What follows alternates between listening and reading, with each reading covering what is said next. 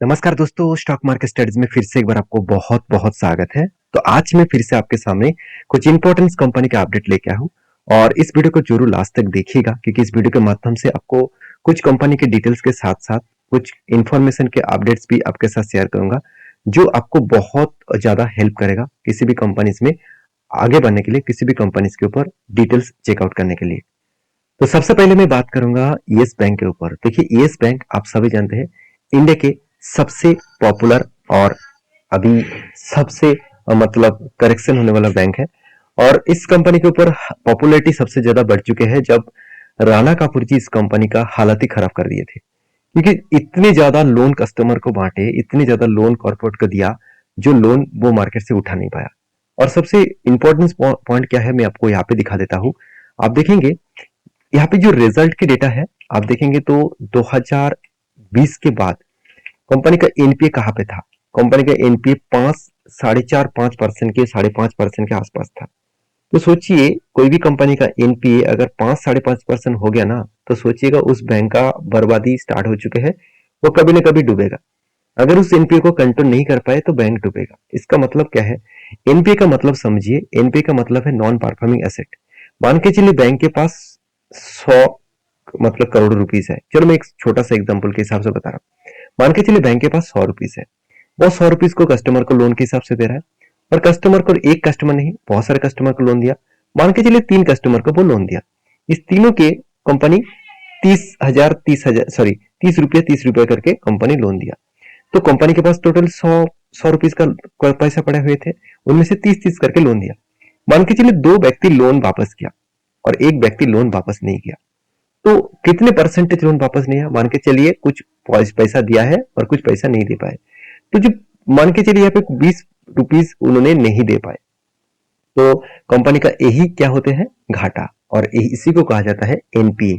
तो एनपीए जितना कम होगा मतलब जितने कस्टमर ज्यादा पैसा वापस करेंगे और मार्केट से जितना बैंक्स पैसा उठा पाएंगे वो ही बैंक के लिए एनपीए कम करेगा और बैंकिंग के लिए आगे जाने के लिए रास्ता भी दिखाएगा। देखिए बैंक का अभी फिलहाल के लिए एनपीए कितना है? 1%। फिर भी एनपीए ज्यादा है मुझे मेरे हिसाब से 0.6 पॉइंट किसी किसी बैंक में 0.03% के आसपास देखने को मिलता है। मैं छोड़ ही देता हूँ। मैं 5% से अगर 1% तक आया तो इसका मतलब बैंक कुछ ना कुछ बड़ा कर रहा है। जब इसका मैनेजमेंट चेंज किया गया तब से लेकर बैंक में कुछ बड़ा धमाका हो रहा था। और इस बैंक को बचाने के लिए गवर्नमेंट ने क्या किया?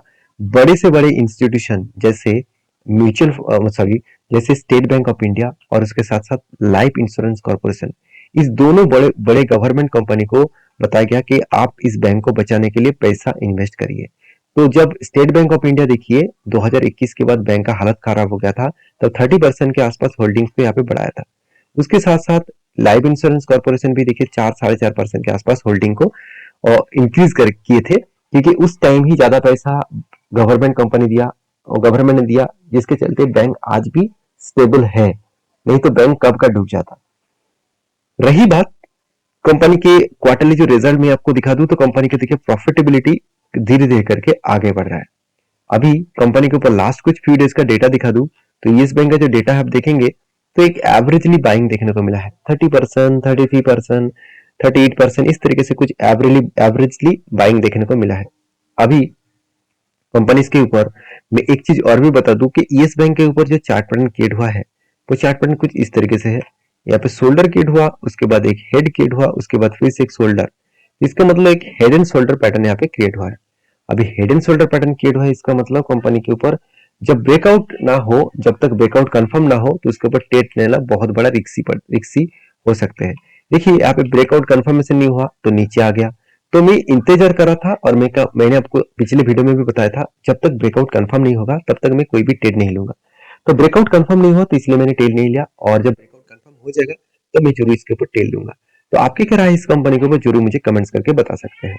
और रही बात कंपनीज के अपकमिंग कुछ ईयर्स में मुझे लगता है कुछ पॉजिटिविटी रिजल्ट आ सकते हैं, इस तरीके से बातचीत हो रहा है। तो नेक्स्ट जो कंपनी है जिसके बारे में बात करूं उसका नाम है सुमितोमो केमिकल्स इंडिया लिमिटेड। मुझे इस कंपनी के ऊपर डेटा दिखाने से पहले एक बात मैं आपके साथ शेयर करना चाहता हूँ। मुझे कुछ दोस्तों ने कमेंट्स किए सर सुमितोमो केमिकल्स कंपनी के ऊपर भारी भरकम गिरावट क्यों दिख रहा है। देखिए मुझे नहीं लगता आप सही चार्ट को देख रहे हैं क्योंकि अगर आप चलो मैं एक बार आपको दिखाई देता हूँ। देखिए सही चार्ट एक्चुअली ए है, कंपनी के ऊपर एक अपटेन जैसा हो, उसके बाद एक लेवल्स में कंपनी ट्रेड कर रहा है और आपको दिख रहा है कि कंटिन्यूसली कंपनी के ऊपर सेल हो रहा है। वो कहाँ पे दिखा? वो दिखा इस जगह पे। चलो मैं एक बार दिखाई देता हूँ। आप सुमितोमो केमिकल्स सर्च करेंगे तो सुमितोमो केमिकल्स में लिख लेता हूँ एक बार। अभी देखिए सुमितोमो केमिकल्स जब लिखेंगे तो आपको दो नजरिए आपको दिखेगा। यहाँ पे दो नजरिए आपको सेम टू सेम दिखेगा, Sumitomo chemicals company, Sumitomo chemical India limited. आपको क्लिक करना है इंडिया लिमिटेड में, इसको आपको ओपन करना है। आप ओपन कर रहे हैं किसको? जापानीज कंपनी को। आप सभी जानते हैं सुमितोमो केमिकल एक जापानीज कंपनी है जो जापानीज स्टॉक एक्सचेंज में भी लिस्टिंग है, जहां पे आप, चलो मैं एक बार क्लिक करके आपको दिखा देता हूँ। और देखिए सुमितोमो केमिकल्स जो है जापानीज कंपनी में कितना भारी भरकम गिरावट हो रहा है, कंटिन्यूसली गिरावट हो रहा है। और इसका लाइफ टाइम हाई के हिसाब से देखूं तो देखिए किस तरीके से कंपनी के ऊपर गिरावट हो रहा है। तो यही चार्ट शायद आपने देखे हैं, तो इसीलिए शायद आपको लग रहा है कि सुमितोमो केमिकल के ऊपर बिग ग्रेस देखने को मिला। अभी मैं सुमितोमो केमिकल्स के एक बार मैं इंडियन चार्ट पैटर्न दिखा दूं, सुमितोमो और केमिकल्स।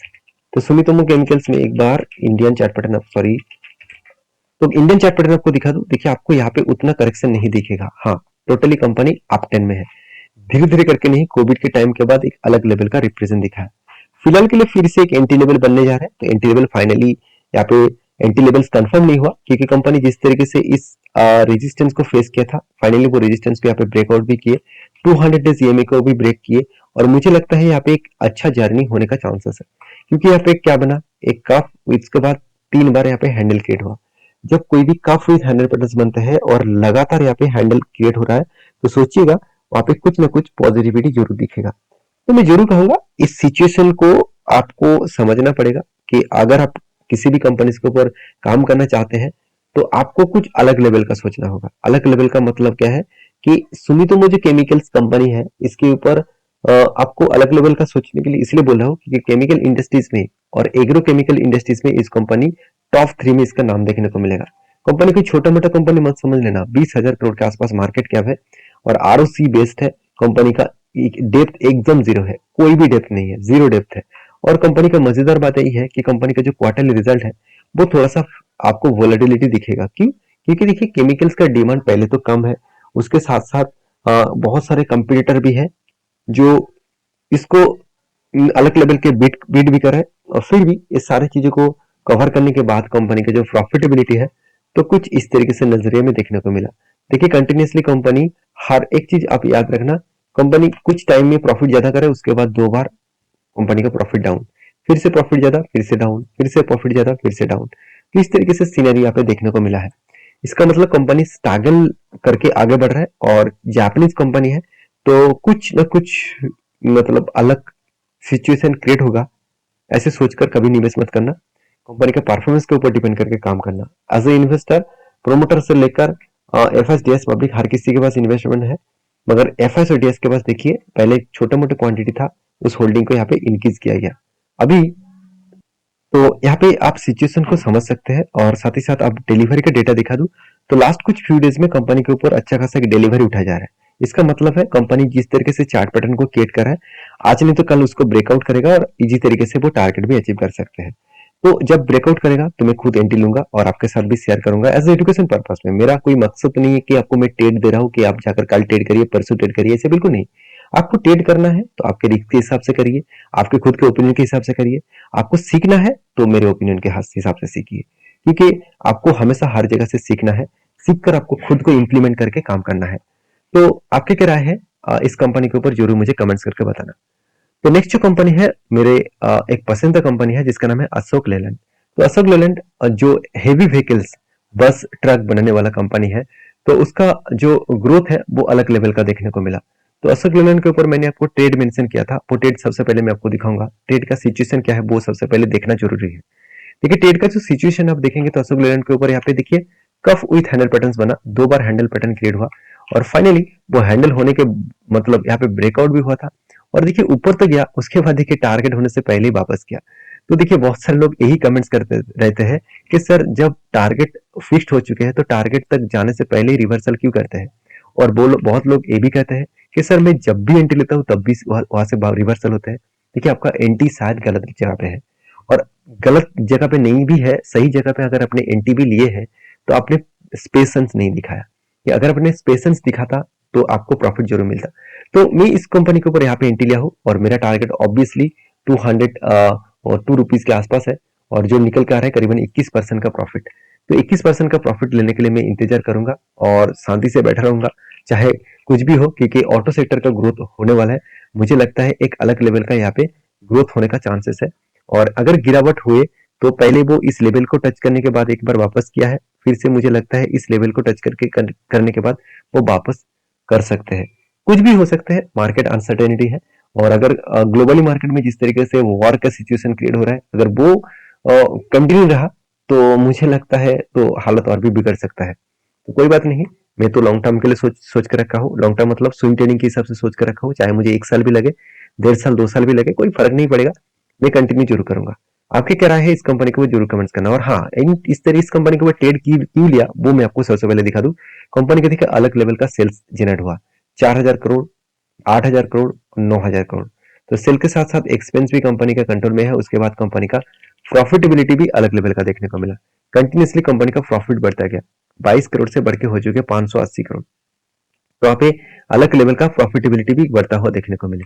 कंपनी के एज ए इन्वेस्टर, प्रोमोटर से लेकर एफएसडीएस पब्लिक, हर किसी के पास इस कंपनी का इन्वेस्टमेंट आपको दिखा। तो हर किसी का इन्वेस्टमेंट यहाँ पे देखने को मिला है, जिसके चलते है मुझे लगता है इस कंपनी के ऊपर कुछ ना कुछ बड़ा धमाका होने का चांसेस है, क्योंकि इंस्टीट्यूशन भी जैसे एफएस के पास सिर्फ 14% का होल्डिंग था, वो बढ़ के हो चुका 20%।